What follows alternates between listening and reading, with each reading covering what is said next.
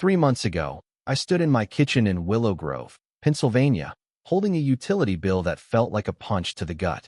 It wasn't just a number, it was a cold, sinking feeling that the world was more twisted than I'd thought 5 minutes earlier.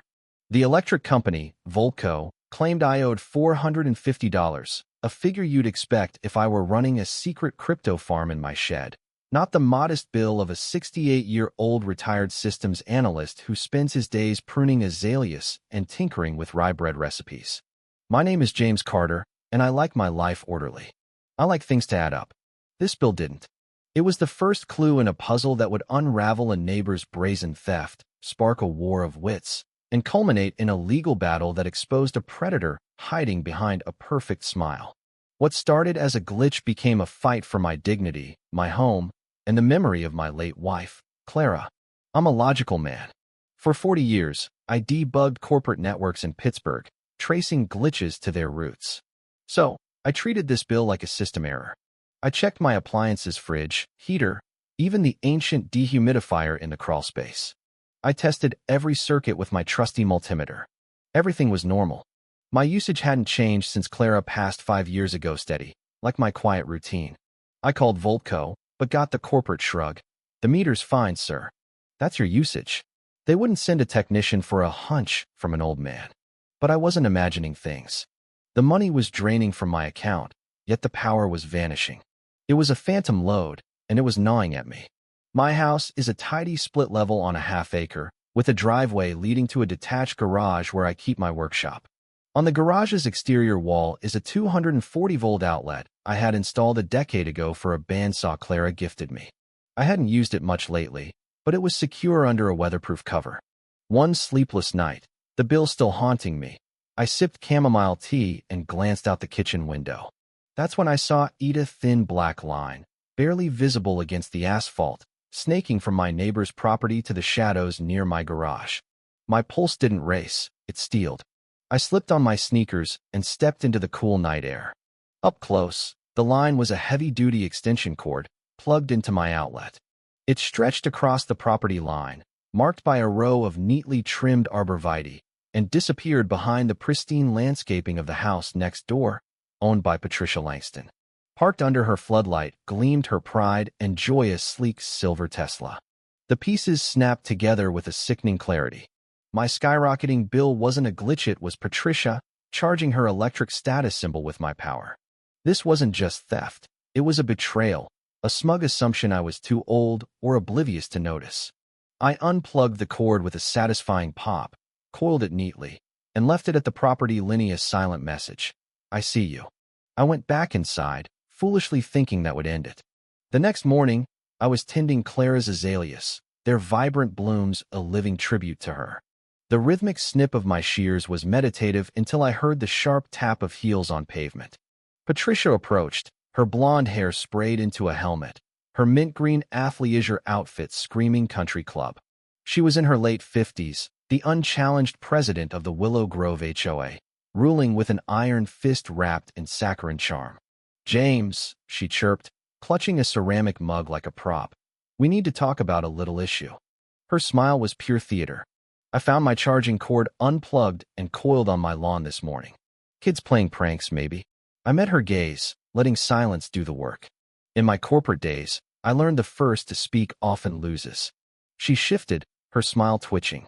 "I can't imagine how it happened," she pressed. "It wasn't kids, Patricia," I said evenly. "I unplugged it. It was in my outlet, on my garage, using my electricity doubling my bill for 2 months. Her sweetness vanished, replaced by icy indignation. "Are you accusing me of something?" "I'm stating a fact," I replied. "Your cord was on my property. I removed it." She clutched her mug like a shield. "That outlet's for community use. It's always been that way." I blinked, stunned by her audacity. "The outlet I paid to install on my private garage is for everyone?" She nodded, voice rising. "It's a neighborhood standard. My Tesla's eco-friendly. You should be proud to support that. It's about being a good neighbor." Her logic was breathtaking, framing her theft as my civic duty. "Patricia," I said, slow and deliberate, "that's my property. You don't have permission to use it. It's theft. If it happens again, I'll take action." "Action? What are you going to do, James?" People like you move here and don't get how things work. This is a friendly community. People like you, the words dripped with venom, aimed at me, a black widower in a house I'd owned for 30 years, before her sprawling colonial was even built. In her eyes, I was an outsider defying her pristine order. I understand perfectly, I said, my voice low and cold. The rule is, don't steal. I turned back to my azaleas, dismissing her. Her outraged huff and retreating heels echoed behind me. The battle had begun, and I knew she wouldn't back down. For a week, my bills normalized. No cord, no spikes. I dared to hope my confrontation had worked. Then, the numbers crept up again, small, sneaky draws, always between 1 and 4 a.m. She wasn't charging her Tesla fully, just nibbling power, thinking I wouldn't notice. But I'm the man who spots a wilting petal from 10 feet away. Her cunning infuriated meshed been caught, and chose to steal smarter, not stop. I knew her word against mine was a losing game. In her HOA kingdom or with police, she'd play the victim, painting me as the angry black neighbor. I needed ironclad proof. My workshop became my command center. I ordered a motion-activated, night vision camera, syncing it to a cloud server. I hid it inside a defunct floodlight on the garage eaves, its lens peering through a dusty bulb cover. From the ground, it was invisible, just old junk. I ran a power cable through the attic, tested the feed, and grinned. The outlet was center stage, crystal clear. 4 nights later, at 2:17 a.m., my phone buzzed. Motion detected. There was Patricia, in dark sweats, skulking across my lawn with the cord. She plugged it in, glanced around, and darted back to her Tesla. At 4:30, she unplugged and fled. I saved the footage, backed it up thrice, and felt a grim triumph. I had her. I decided to try the HOA first, giving their system a chance. I compiled a 2-minute video of 3 nights theft, printed my inflated bills alongside normal ones, and created charts. At the meeting, in a bland community center, Patricia presided, flanked by jittery Ron, dour Linda, and distracted Kyle. After mundane agenda items, I stood. I've been hit with unexplained electric bill spikes, I said, addressing the room. I found the cause, theft from my property. Murmurs rippled. Patricia's smile froze. I have video of a resident trespassing to plug their vehicle into my private outlet. I held up a USB drive, staring at her. The president of this board. The room went silent. Patricia's face reddened. That's slander, she shrieked, standing. You have no proof. It's right here, I said, waving the drive. Let's watch. Ron stammered. There's a process. File a complaint first. Linda nodded. Forms. Next month. Patricia seized the moment, voice trembling. James, you're confused. That outlet's a community charger. You're being aggressive. I feel threatened. She flipped the script, casting me as the villain. Neighbors shifted uncomfortably, avoiding my gaze. I saw the truth. They feared her more than they cared about justice. You're telling me to wait a month with proof of a crime? I asked, incredulous. Patricia sat, smug. I pocketed the drive. I see how this works. I walked out, her voice droning behind me. The system was rigged. Her victory unleashed a rain of petty terror. The cord reappeared in broad daylight, a defiant snake across my driveway. HOA notices piled up me lawn too long by a 1/4 inch, trash cans out too long, Clara's azaleas unsightly.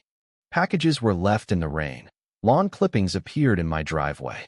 My home felt like a war zone. Friends urged me to sell, but leaving meant letting her win. Clara and I had built this life. Every shrub, every memory was ours. I wouldn't flee. In my workshop, watching her plug in at 3 p.m. On my tablet, rage gave way to clarity. Her entitlement, her belief that my property, my life, was hers to control was the problem. Reason wouldn't stop her. I needed a consequence so devastating it would shatter her delusion. My eyes scanned my tools, wires, and circuit boards.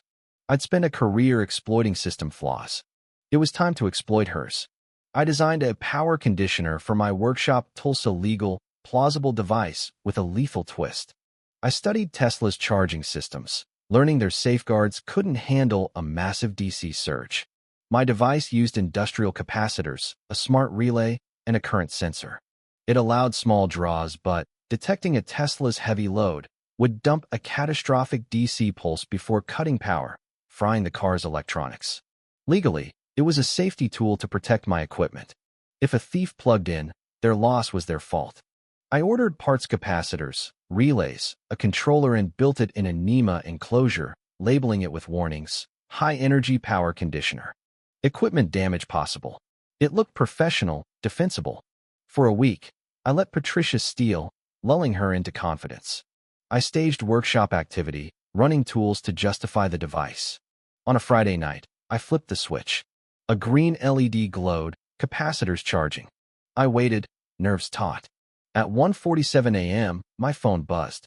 Patricia strode across my lawn, plugged in, and walked away.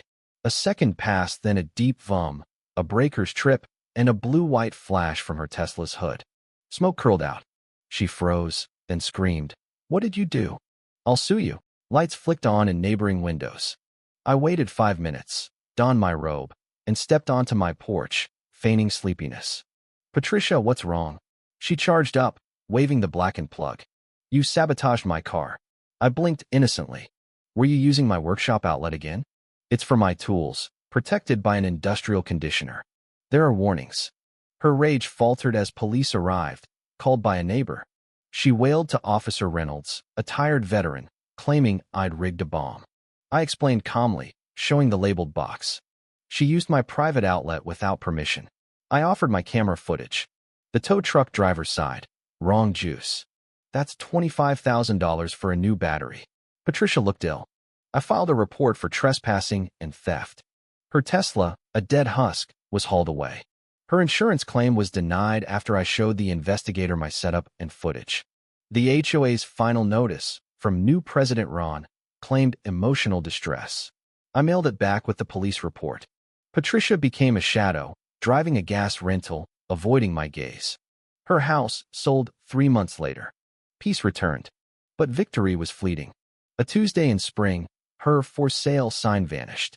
2 days later, a process server handed me a lawsuit for $500,000, alleging emotional distress, menace, and racial harassment. Patricia claimed I'd stalked her, built a bomb, and targeted her as a white widow. It was fiction, twisting my quiet life into a racist vendetta.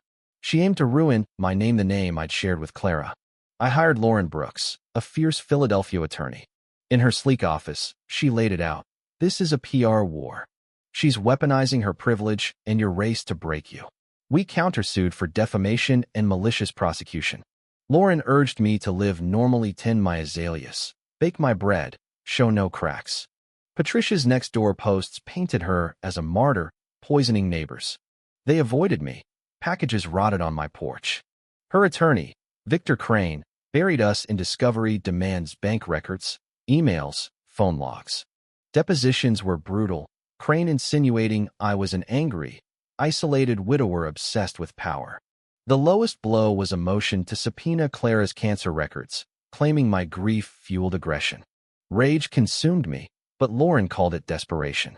"We'll block it," she said. Despair hit hard. He couldn't tend Clara's azaleas, seeing only war. In my workshop, Clara's photos steadied me. She'd never bow to bullies. I shifted to offense, researching Patricia's past. In her old town, Elton, I found a pattern. She'd sued a bakery for bread smells and a landscaper for mower vibrations, bleeding them dry.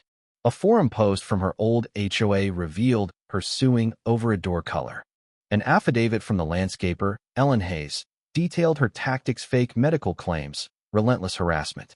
I sent it to Lauren. Vulnerability found. At Patricia's deposition, Lauren let her spin her victim tale, then struck. She presented the bakery lawsuit, the landscaper case, Ellen's affidavit, and the forum post.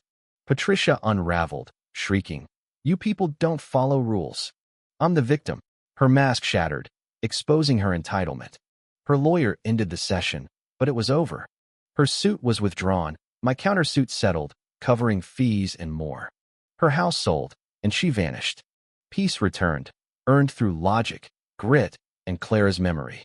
My azaleas bloom, my bills are normal, and my home is mine again. But I wonder what pushed you to fight a bully who crossed the line?